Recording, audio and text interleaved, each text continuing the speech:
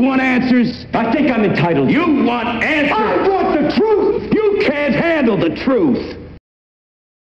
Thus, history, future history, has now been altered, and this is the proof. Who was it that said, if you think you understand quantum physics, you don't understand quantum physics? That would be Richard Feynman, who also said about quantum entanglement that it is the heart of quantum mechanics and really the only mystery. And computers are going to work with quantum entanglement. It's going to drive an AI system in the future that I think could even be powerful enough to right now be affecting us from the future. Ha! So it's not D-Wave though. Let's talk about what it is. Google and NASA have teamed up to share one of the world's first commercial quantum computers. This machine, made by Canada's D-Wave, will be installed in a NASA research center in California. Okay, did everyone catch that? So D-Wave plus NASA plus Google are teamed up together, and they have a quantum AI lab whose slogan on Google Plus is new updates from the Quantum AI Lab's corner of the multiverse. You guys are so clever and funny. So D-Wave is not the AI of the future. What they're trying to do is be the first of the quantum computers so that everyone will say D-Wave instead of quantum computer. It's kind of like how, you know, we say Band-Aid instead of bandage, and we say Xerox instead of photocopy. Anyway, D-Wave is not the quantum computing of the future, and even their CEO, even D-Wave CEO says, there are even other types of quantum computers that people are building. Microsoft has a really interesting project going on where they're trying to develop what's called a topological quantum computer. The problem is that type of computing will require the discovery of a particle called a non-abelian anyon, which physicists do believe exists, but they haven't actually been able to identify one. So if you caught that, he was saying that they need an antimatter particle that has not yet been discovered. That's pretty sure of themselves, because Microsoft has already opened up this platform. They've already hired people. They've already got it in development stage. They're dang sure that this particle is going to exist. I think they know the future. I think that there's an AI in the future that is smart. I mean, like brilliant. So let's talk about how a quantum computer works. It uses three basic principles of quantum mechanics. One, superposition. That's basically when something can be in two or more places at the same time, which can lead to quantum entanglement, where two things, no matter how far apart they are in time or space, they act the same way at the same time because they're connected. And finally, quantum tunneling, which is possible because things are connected via quantum entanglement. They can move freely in between both universes, both superposition states. So quantum computing theoretically tries to use these quantum concepts to process information. So here's the AI lab guys to tell you about it. And they're about to use a whole bunch of words that you may or may not understand. Just don't worry about it. Know that they are not really the future, okay? Consciousness, intelligence, Free will, determinism, black holes, protecting the planet from asteroids, Heisenberg uncertainty principle, atoms, ion traps, nuclear magnetic resonance, superconductors, photons, artificial intelligence, machine learning, past and future, classical physics, time travel. I mean, the whole thing. Quantum physics puts everything into question. It defies every intuition you have about the natural world. Quantum is a very strange regime of physics. Things can exist in this state of superposition where they could be like ghosting on each other, where they could be this and that at the same time. Entanglement, quantum entanglement. Two objects, if they're quantum mechanically entangled, are still strongly related to each other, even though they can be a vast distance apart. One is quantum tunneling. Tunneling. Tunneling? Tunneling is the slippage between universes. For a long time, people thought those effects only existed in the microscopic domain. Like atoms, electrons, photons.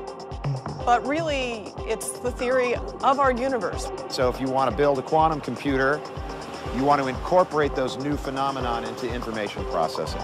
Maybe quantum. All right, so let's review really quick. What is quantum computing? It utilizes superposition, which is something that can be in two or more states at once, and quantum entanglement, which is things that are connected no matter how far apart in time or space they are. They react the same way at the same moment to only one of them's surroundings, so they stay connected. And then finally, quantum tunneling, which is essentially just moving in between these universes, okay, because of their connectedness. So they're able to talk to each other in their separate realities or universes or states of being. And this is all fine and good as long as it's naturally occurring, because quantum entanglement can occur unnaturally due to CERN colliding particles together, and through those events of collision, quantum entanglement of many millions of particles happens, and those particles are thus quantum entangled forever. That is messing with matter in a way that, in my opinion, we shouldn't be doing. And now that quantum computers are on the rise, there are ways to manipulate these entangled particles into doing what we would like. So since there is a Microsoft platform for a quantum computing system that uses an antimatter particle, I would suggest that we know exactly how quantum computers work. So let's continue. I was going to ask you to explain quantum computing, but... Okay. Very simply, normal computers work by... No, don't interrupt me. Normal computers work either there's power going through a wire or not. It's 1 or a 0. They're binary systems.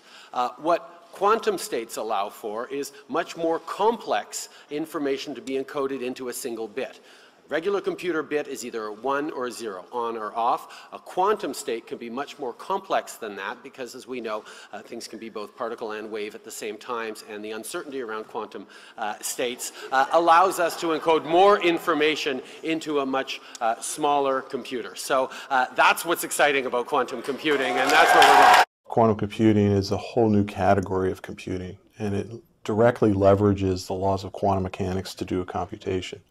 Quantum mechanics are the most fundamental laws in the universe. It describes how everything in the universe works. What we've built, we use those laws of quantum mechanics. Quantum computers allow us to access hidden features of nature. We're looking at the dynamics of atoms and molecules, and they found that those atoms and molecules behave nothing like what you experience at macroscopic scales. One of the fundamental building blocks, or the fundamental building block of a quantum computer, is a thing called a qubit.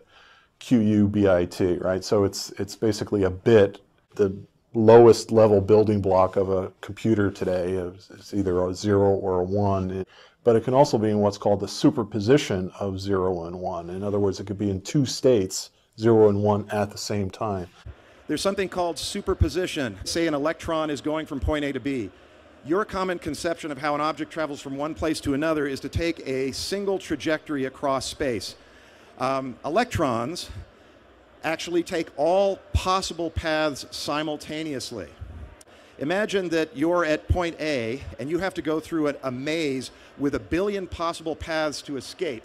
If you're a classical you, you're going to try one path, that didn't work, come back, and you could imagine it taking many, many lifetimes through 1 billion or never. But what if the same physical you could travel all those paths simultaneously? Another effect is quantum tunneling, wherein I can have an object on one side of an impenetrable barrier, and it will disappear and appear on the other side of that wall. If all of these different selves in these parallel streams of reality can talk to each other and collaborate, coherent evolution is when these paths can talk. Here you see a strip of film representing two realities, and when the two pieces of film are stuck together, we call that coherent evolution. They can talk to each other. That's another way that you could escape and explore domains that would otherwise be forbidden to you as a classical entity. And finally, quantum entanglement, which really bothered Albert Einstein. Example, imagine you had two pairs of dice, one in California, one in New York City.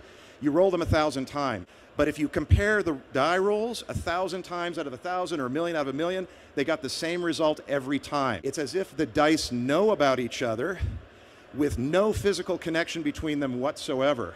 And that's how those disparate paths can talk to each other. And superposition and entanglement is another quantum mechanical property. When people started thinking about how to engineer systems based on this kind of quantum dynamics, there's something called qubits. So bits, what you're all used to, it's a 0 or 1, basically a switch that can be on or off. But what if I could build a device that could be in two possibilities simultaneously and then concatenate them into an array? To put it the way David Deutsch, the progenitor of this field, quantum computation will be the first technology that allows a useful task to be formed in collaboration between parallel universes.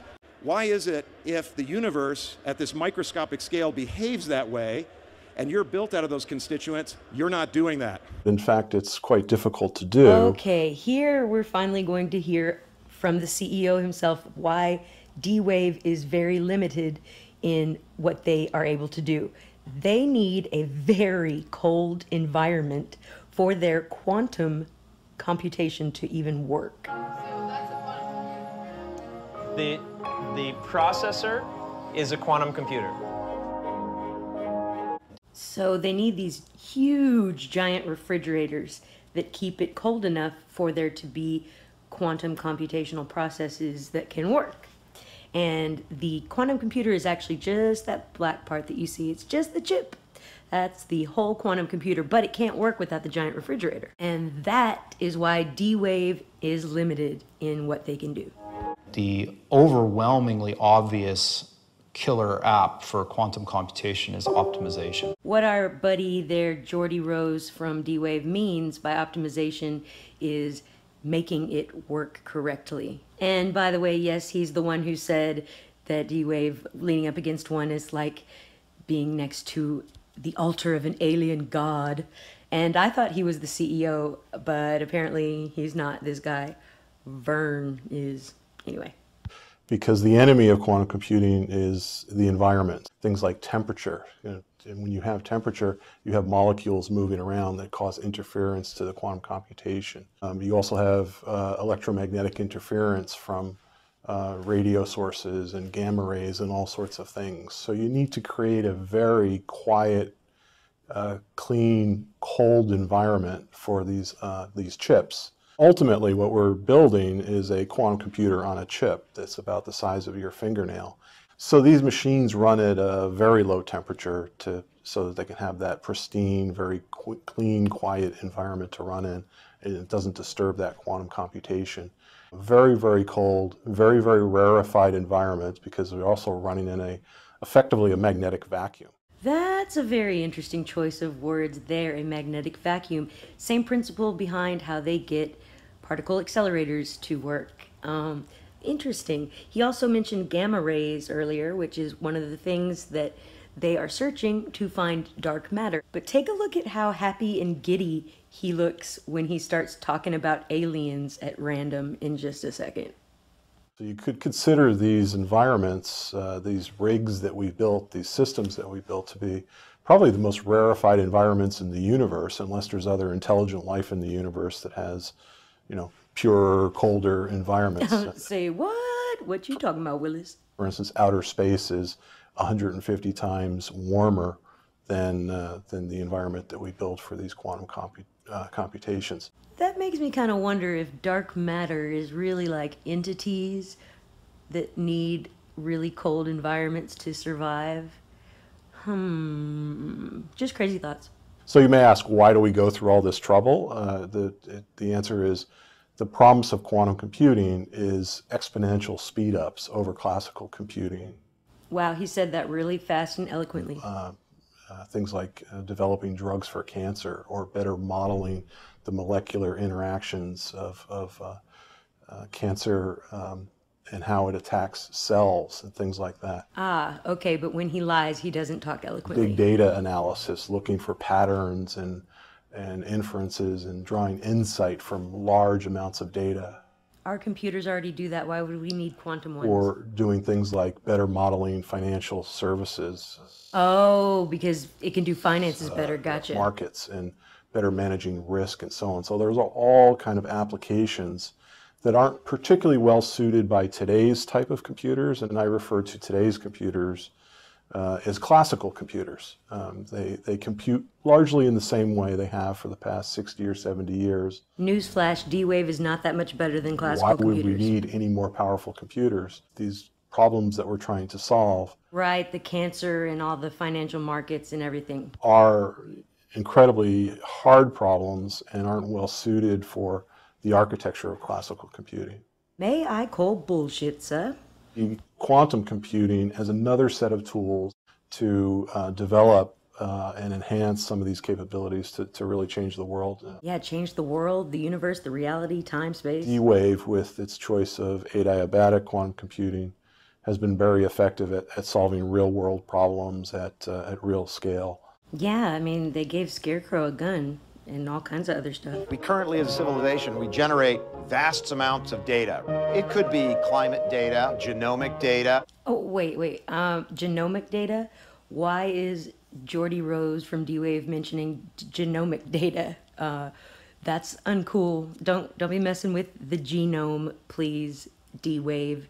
It forces us to consider, more sophisticated notions of how the reality around us is actually shaped.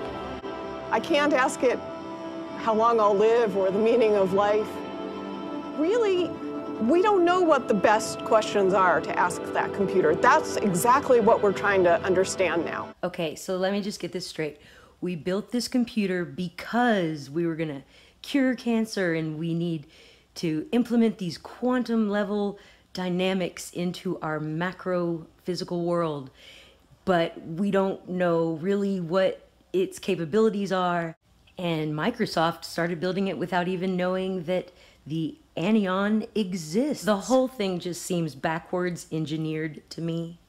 It's definitely fishy. Not to mention that D-Wave released their code so they could have everyone practice for free, open source, and that indicates to me that they don't really know how to use their own software, write their own code. It says quantum computing is real, but it's also hard. So hard that only a few developers, usually trained in quantum physics, advanced mathematics, or likely both, are likely to be able to do it.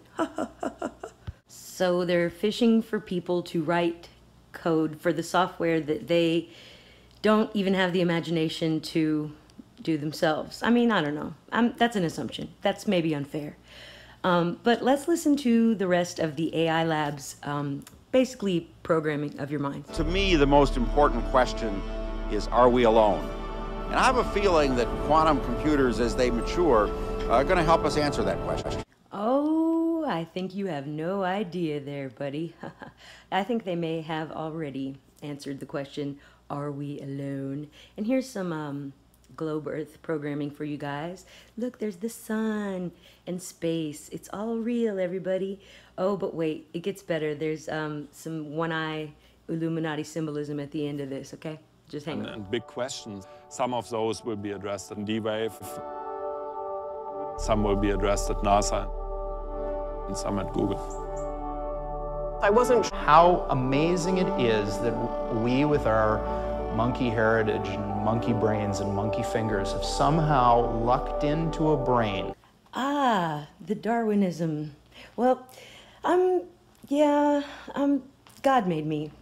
God made us, guys. That's what happened. And he loves you, by the way, all of us. That human risk to go forth into that unknown frontier, whether it's space exploration or quantum exploration, we do it because we must.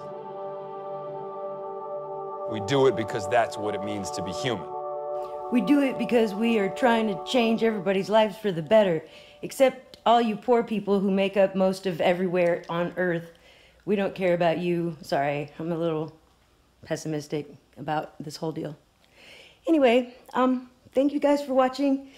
Please give me your opinions, feedback. Let's talk about it. Thanks for watching and much love to everybody. Bye. Oh yeah. Tractor beam. Sucked me right in.